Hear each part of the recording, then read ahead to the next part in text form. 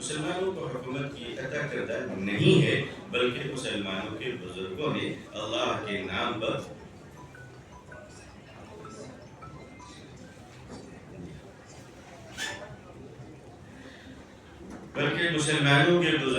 اللہ کے نام پر دینی و خیراتی ضرورتوں کے لیے وقف کی ہیں۔ یہ واقف کے لیے صدقہ جاریہ ہوتی ہیں۔ اس کا نظم و نسق انہی لوگوں کے ہاتھوں میں رہنا چاہیے جو شریعت کے منشا اور تقاضوں سے نہ صرف واقف ہوں بلکہ اس پر ایمان بھی رکھتے ہوں۔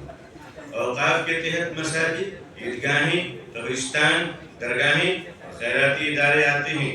بورڈ اور متولی اس کے مالک نہیں بلکہ محافظ اور نگراں ہوتے ہیں۔ اوقاف کو شریعت اپلیکیشن ایکٹ 1937 میں بھی مسلم پرسنل لا کا ایک اہم جز مانا گیا ہے۔ اوقافی املاک کے تحفظ اور انہیں ریگولیٹ کرنے کے لیے ملک میں جو قانون 1954 سے نافذ ہے اسے وقف ایکٹ کہتے ہیں۔ اس وقت وقف ایکٹ 1995 کا قانون نافذ ہے۔ اس وقت وقف ایکٹ 1995 کا قانون نافذ ہے جس نے آخری مرتبہ ترمیم 2013 میں ہوئی تھی۔ وقف ایکٹ میں جب بھی ترمیمات لائی گئی اور اسے مضبوط اور وقف املاک کے تحفظ اور اس کے انتظام و انصرام کو بہتر، فعال اور شفاف بنانے کے لیے تھی اور اسے مسلمانوں کے مشورے سے منظور کیا گیا، لیکن ہمیں اس بات پر بھی سخت تعجب ہے کہ اب جبکہ 2 سال سے سینٹرل وقف کونسل میں کوئی ممبر نہیں ہے تو سوال یہ پیدا ہوتا ہے یہ وقف ترمیمی بل کس نے تیار کیا؟ ہم مطالبہ کرتے ہیں کہ فوری طور پر سینٹرل وقف کونسل کے ممبران کو بحال کیا جائے۔ آپ کہیں اللہ اکبر۔ ہم یہ واضح طور پر کہنا چاہتے ہیں کہ اس وقت مرکزی حکومت کی طرف سے 44 ترمیمات پر مبنی جو وقف بل ترمیمی بل 2024 لایا گیا وہ نہ صرف وقف ایکٹ کو کمزور بلکہ حکومت کے عمل دخل کو بڑھاتا ہے۔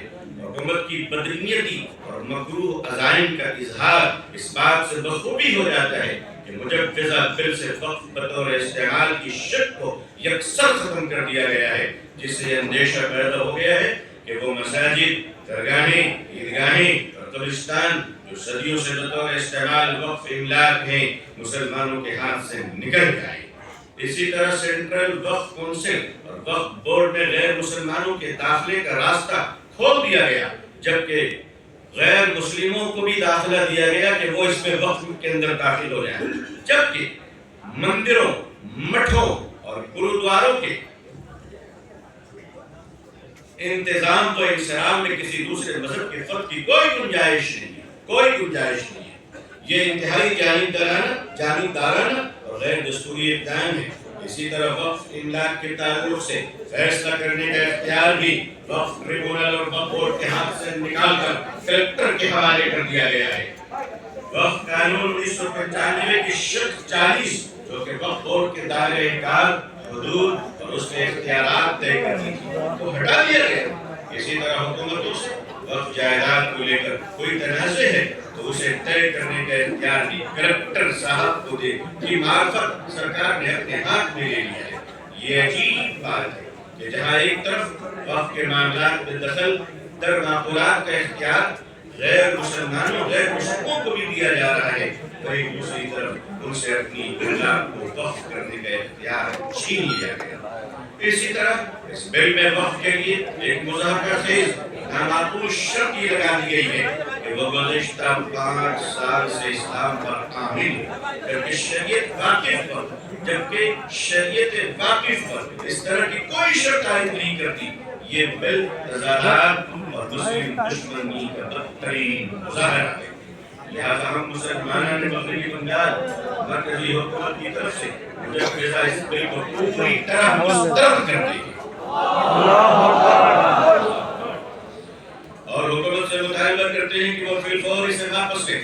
اسی طرح ہم NDA کی حریف جماعتوں اور حزب اختلاف کی تمام پارٹیوں سے بھی اپیل کرتے ہیں کہ حکومت کو اپنے مذموم اور ناپاک اداروں ارادوں میں کامیاب نہ ہونے دیں اور بل کو پارلیمنٹ سے منظور نہ ہونے دیں۔ ایسا کر کے وہ اپنی دستوری و اخلاقی ذمہ داری کو بھی ادا کریں گے۔ مسلمانوں کی ذمہ داری ہم مسلمانوں بنگال اس بات کا عہد کرتے ہیں کہ ہم اس وقف ترمیمی بل کے ذریعے وقف املاک کو ہڑپنے برباد کرنے کی اس گھنولی سازش کو ہر حال میں ناکام